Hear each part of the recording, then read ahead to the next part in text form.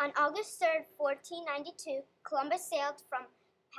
Palos, Spain with 3 small ships: the Santa Maria, commanded by himself, the Pinta under Martin Pinzon, and the Nina under Vincent Yanez Pinzon. After halting at the Canary Islands, he sailed due west from September 6th until October 7th, when he changed his course to the southwest